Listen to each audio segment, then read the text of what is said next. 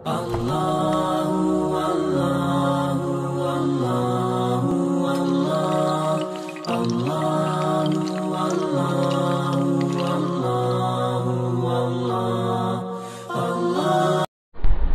توبہ کے لیے علماء نے 3 باتیں بیان کی۔ ایک تو یہ ہے کہ توبہ کی حقیقت یہ ہے کہ انسان کے دل کے اندر ندامت اور پشیمانی پیدا ہو جائے، یہ کام نہیں کرنے کا تھا، میں نے کیوں کیا۔ دل پریشان ہو، دماغ پریشان ہو، دل پشیمان ہو، آنکھوں سے آنسو نکلنے لگے یا کم سے کم آنکھ سے نہیں نکلتے تو دل رو لے۔ اب یہ پریشانی و ندامت جو اس کے دل میں ہو رہی ہے، اسی کا نام دراصل توبہ۔ اس توبہ کی قبولیت کی 2 شرطیں۔ ایک شرط تو یہ ہے کہ جو کام گناہ کا کیا اس سے علیحدگی اختیار کر لے، اگر علیحدہ نہ ہو تو توبہ کرے گا، قبول نہ ہو۔ مثال کے طور پر ایک عورت کو دیکھا، دیکھ رہا ہے اور زبان سے بول رہا ہے استغفر اللہ، گناہ سے دور نہیں ہوا، کیا بول رہا ہے استغفر اللہ۔ وہ عورت سنے گی تو تھپڑ مارے گی، مجھے شیطان بنا دیا۔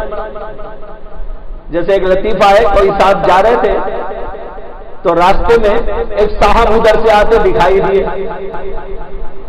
تو یہ سمجھے یہ میرے فلاں دوست ہیں، لیکن جو قریب آئے تو ان کو شک ہو گیا، ارے وہ تو نہیں لگتے، قریب آئے تو پتہ چلا وہ نہیں، تو ان کی زبان سے نکل گیا لا حول ولا قوت الا باللہ۔ وہ صاحب جوتے لے کے بجانا شروع کر دیے کہ مجھے شیطان سمجھتا ہے، لاہور میرے اوپر پڑ رہا۔ تو بھائی ایسا کہیں نہ ہو جائے۔ تو بعض لوگ گناہ سے توبہ کرتے ہیں اس طریقے پر کہ گناہ سے علیحدگی نہیں ہوتی۔ اس لیے میں نے کہا کہ پہلی شرط تو یہ ہے کہ گناہ سے علیحدگی ہو اور پھر اللہ سے معافی مانگے، پشیمانی کے ساتھ، ندامت کے ساتھ، ندامت کے احساس کے ساتھ۔ اور دوسری شرط یہ ہے کہ اللہ سے یہ وعدہ کرنا ہوگا، اے اللہ آئندہ کبھی اس گناہ کے قریب نہیں جاؤں گا۔ یہ دوسری شرط۔ اگر یہ 2 شرطیں نہیں ہوں گی تو توبہ قبول نہیں۔